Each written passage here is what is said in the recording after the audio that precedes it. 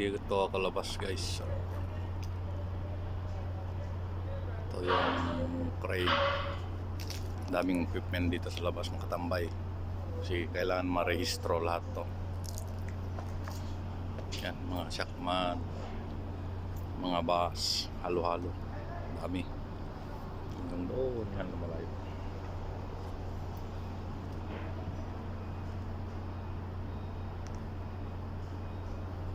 Kailangan rehistro lahat kasi stricto ang Saudi government.